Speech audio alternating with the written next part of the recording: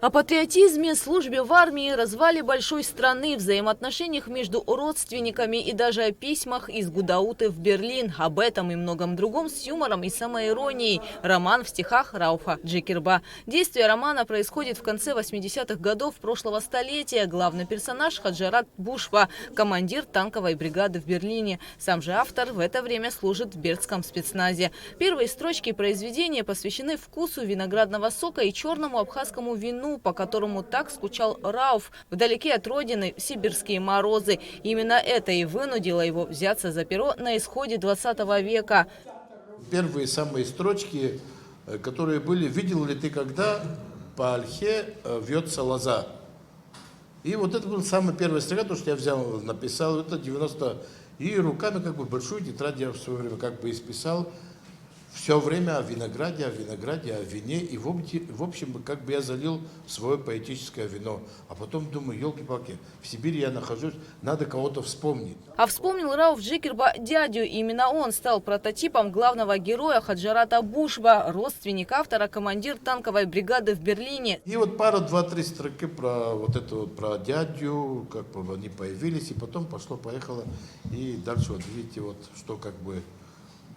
что, то есть изначально, чтобы какой-то замысел был, нет.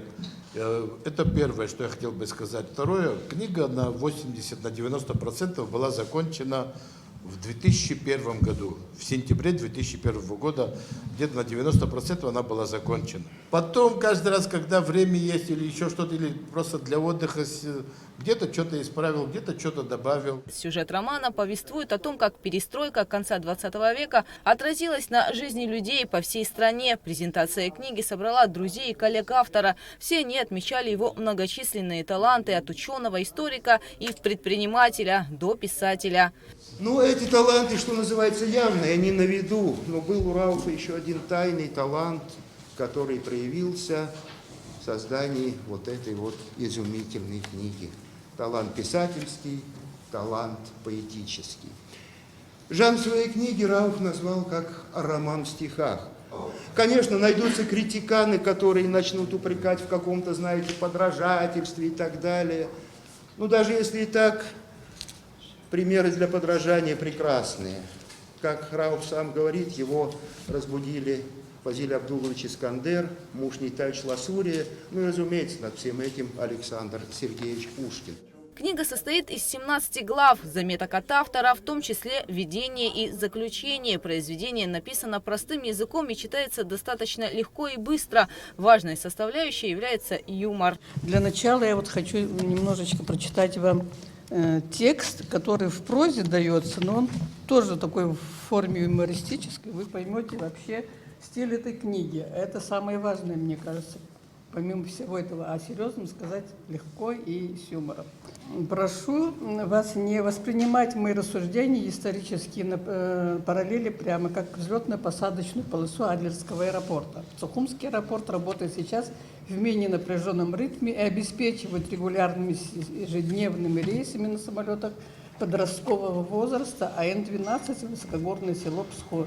Но в ближайшие 2-3 года, как предвидел, прямо это вот на злобу дня, да, он превратится в чартерный клондайк между Востоком и Западом. И рейсы Сухум-Москва, Сухум-Стамбул, Сухум-Лондон, Сухум-Париж, Сухум-Нью-Йорк и, конечно, Сухум-Рио-де-Жанейро, будут обыденными. Рауф Джикерба – выпускник средней школы села Лыдза. Он с детства увлекался литературой. Выпускник исторического факультета Новосибирского университета. В начале войны Рауф приехал в Абхазию и встал в ряды ее защитников. За особую храбрость, самоотверженность и мужество, проявленные при защите Родины, награжден орденом Леона. Там он не только учился, но и служил. Затем вновь вернулся на родину, где сегодня производит абхазскую аджику, вино и, конечно, пишет. Друзья и коллеги говорят о нем как о большом патриоте, поэтому и книга пропитана любовью к родной земле, обычаям и традициям. Я должен вам сказать, что здесь я очень многих узнаю. Я узнаю, конечно, персонажей из античности. Я узнаю, конечно, персонажей советской эпохи. И я узнаю очень многих персонажей, которые окружали его семью, и вообще в Абхазии довольно известные персонажи. И все они выписаны достаточно точно, твердой рукой выписаны. Еще я хотел бы обратить внимание ваше на то, что вот в этой книге, почти 500 страниц здесь, 100 страниц посвящено понятийному аппарату. Приветствую автора, я благодарю автора.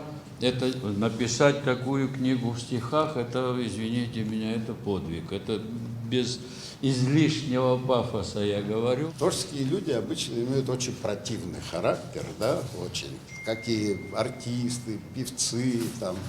И очень большая редкость, да, чтобы и в творчестве был талантливый человек, и человек хороший. Вот в моей жизни первый человек, которого я увидел, что он, это был Андрей Битов, да, так сказать, великий человек, личность и великий писатель. Потом, правда, Алеша Гогуа, Искандер, действительно попадаются такие люди, да. Вот, Рауф, ты тоже можешь в этот ряд встать, просто надо еще много книг тебе выпустить. Тираж книги составляет 1000 экземпляров. Роман в стихах Хаджират Бушба можно приобрести в книжных магазинах города.